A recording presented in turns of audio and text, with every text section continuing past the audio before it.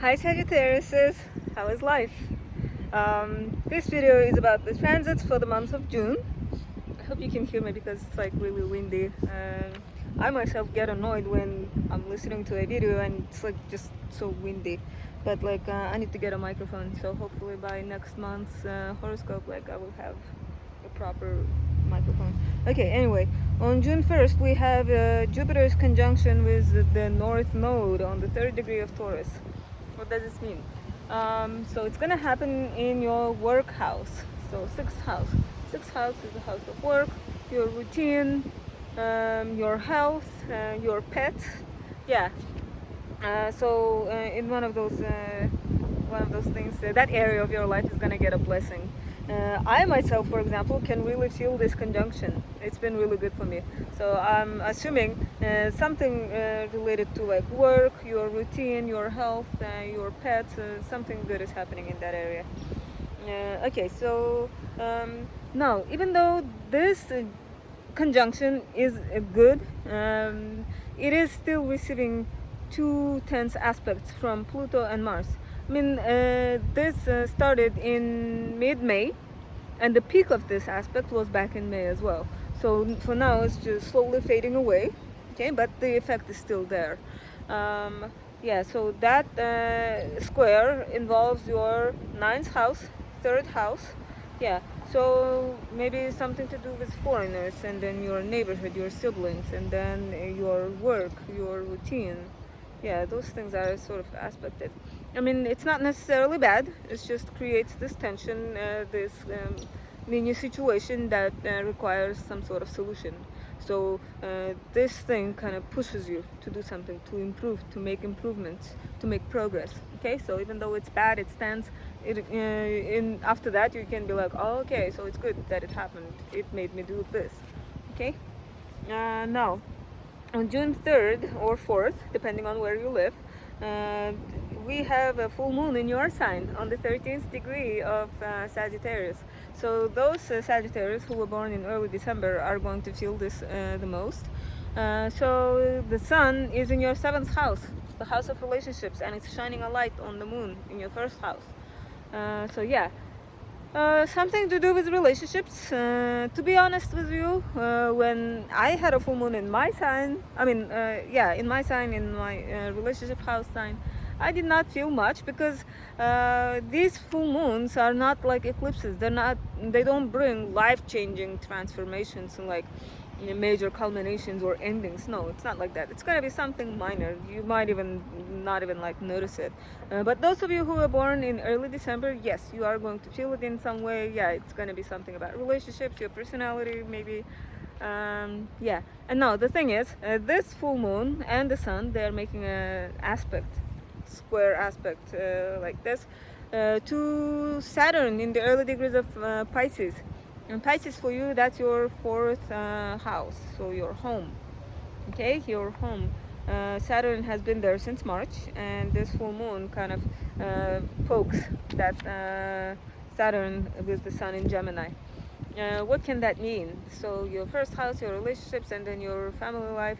Yeah, those are triggered. And now the thing is, this full moon's aspect, the effect of this T-square is gonna last for like 4 days, like in its intensity, and then it's still gonna be active for the next 2 weeks. But after that, you're not gonna feel it. Yeah, as I said, these are not like eclipses. Yeah. So on that day, on the full moon day, we still have that T-square. So in the skies, in the chart of the full moon day, we have 2 T-squares. Yeah, so it's gonna be a bit tense. Sagittarius, I understand this is summer, it's time to have fun, but don't go too wild, okay? Because full moons make us crazy. We become moody, emotional. I mean, everybody's like that around full moon. And actually, statistically, those who work in emergency rooms, those who work in the police, they know that around full moon, everyone goes crazy. They get more patients, they get more calls around the full moon. Yeah, so be cautious, okay? Next, on June 4th, Mercury conjunct Uranus in Taurus at 20 degrees. Again, this is your 6th house, routine, health, And this transit is very quick. It's gonna last for only a day. You might not even notice it. So you might get like sudden realizations, sudden ideas in regards to like health, routine, your work, okay, your habits, yeah, those things. Because Mercury is very quick, it's gonna last for only a day. Next, on June 6th, Venus enters Leo. Okay, Leo, that's fun. That's your ninth house. Yeah, ninth house is your house.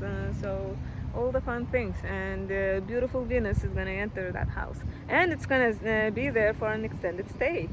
That is interesting because in July, Venus is gonna go retrograde, and in August it's gonna be retrograde.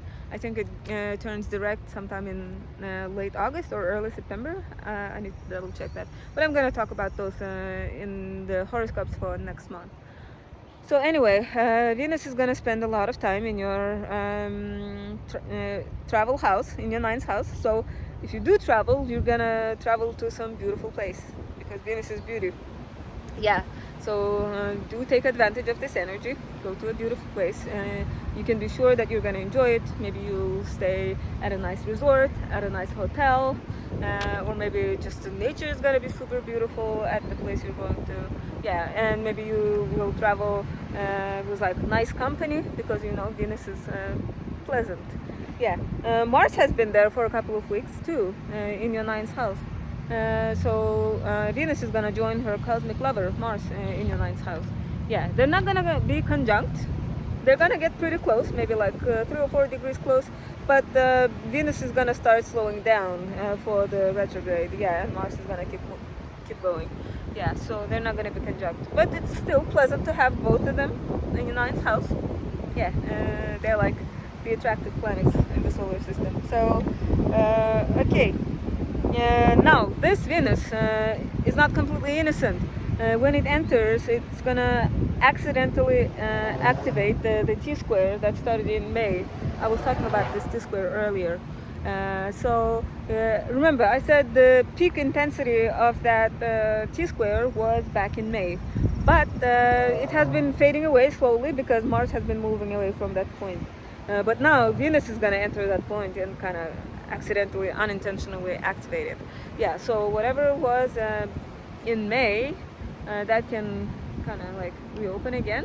But the thing is, Venus is the planet of conflict resolution, peacemaking, mediation. Yeah, so hopefully Venus brings some sort of solution to the problem that was brought by this T-square.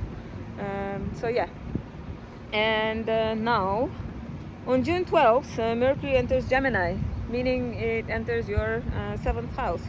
But Venus is super fast this month. It retrograded from April 19th, 20th until May 15th. Yeah, and after that, it spent the rest of the May recovering from that retrograde. So now in June, it's in good shape. It's fast. It's gonna spend only 2 weeks in your relationship house, and so yeah. So when Mercury is strong, it's a good time to sign contracts. You can be sure that the terms of the contract are not going to change somewhere along the way. You can buy electronics and they're not going to malfunction. You won't have to return them. Yeah, so it's a good month for Mercury stuff. On the same day, Pluto re-enters Capricorn. What does that mean? Your 2nd house.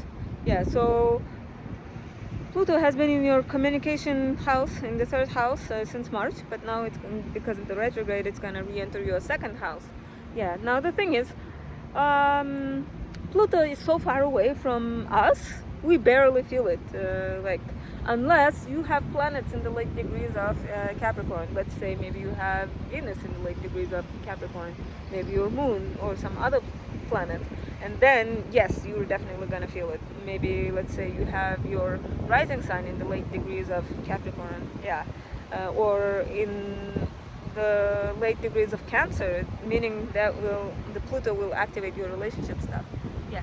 But for those of you who don't have anything in the late degrees of Capricorn, yeah, you're not gonna feel it. Now, On June 18th, we have a new moon in Gemini on the the 26th degree of the Gemini in your seventh house. That's nice. You get a new moon in your seventh house only like once a year. Yeah. So that's good. So what about this new moon? You might receive some news around the new moon. Yeah, I don't know if you guys have noticed it in life, but if you pay attention, you usually receive news, decisions, acceptance or whatever around new moon. Yeah. So yes, in seventh house. So what can that mean? Your seventh house is relationships, something about your partnerships. I don't know. This is not, again, this is not an eclipse, not a solar eclipse. So it's not going to be some major new beginning, or like your life is not going to transform completely or turn upside down. No. This new moon is like minor news, minor changes in your relationships. You might not even notice it. Yeah. Okay, so on June 18th, Saturn turns retrograde. Okay, so Saturn has been in your fourth house since March, and so now it's going to turn retrograde. Yeah, again, Saturn is one of the outer planets. It retrogrades every year. We barely feel it unless you have personal planets in the early degrees of Pisces. Maybe you have your Mars, or I don't know, your moon. Yeah, then yes, you are definitely going to feel Saturn's presence there. But for others, not really. Maybe something about your home. I don't know, maybe there will be some problem that needs to be fixed, because Saturn, he likes bringing up like some problems to work on because he's a workaholic. Yeah. Okay. On June 20th, Venus enters shadow zone on the 12th degree of Leo. Yeah, so as I said, Venus is going to turn retrograde in July. So the shadow zone means it's the area where Venus will retrograde over. Yeah. So if you are thinking of getting plastic surgery done, some of you maybe, I don't know. If you are thinking of getting that done, do so before June 20th. That way you can be sure that the procedure is going to go well. You are less likely to regret it. It's not going to be a botched procedure. Those things happen when Venus is retrograde. The plastic surgeon is going to mess it up. You're going to end up regretting and stuff like that. Yeah, you don't want that. So try to do those before June 20th. So anything related to aesthetics, changing your style, yeah, those things, do so before June 20th. I mean, you can technically do those until Venus turns retrograde officially, but just to be sure, 100% sure, yeah, do those before June 20th. And those of you, you commitment phobic Sagittarius is out there. If you are thinking of committing or making this relationship official, do so before June 20th. Yeah, because after that, the shadow zone of Venus, retrograde of Venus, it's karmic stuff. Yeah, it's not a favorable time. Yeah. Okay, so next. June 21st, Sun enters Cancer, summer solstice, yay! So it's gonna enter your 8th house. 8th house is shared resources, intimacy, I don't know, like your partner's money, yeah, those things. Sun passes through that area every summer, yeah, so, and there aren't any major planets in Cancer right now, so it's gonna be normal. You're not gonna feel anything, not anything, but yeah, those themes are gonna be triggered. Yeah, your focus, without even you realizing it, is gonna focus on those topics: intimacy, shared resources. Yeah, the money that you owe to the bank, maybe the loans. Yeah, you will be working, thinking about how I can repay my loans, how I can improve my credit score and stuff like that. Yeah. Okay, so on June 27th, Mercury enters Cancer. Again, it joins the Sun in your 8th house. So yeah, you are more likely to start thinking about your finances, money. I mean, your personal finances would be your 2nd house, But the eighth house is more like credit, your loans, the money that people owe you. Yeah, or if you are thinking of getting a loan, yeah, I guess it would be a favorable time. But I would wait until the new moon in Cancer in July. Okay, so this is it for the month of June. It is a alright month. We have that T-square until the middle of the month. It's gonna fade away by the middle of it. We have a full moon in the beginning of the month in your sign. Yeah, so that's gonna be like an active, emotionally like busy time. And then on June 18th we have a new moon in your 7th house. So something about your relationships.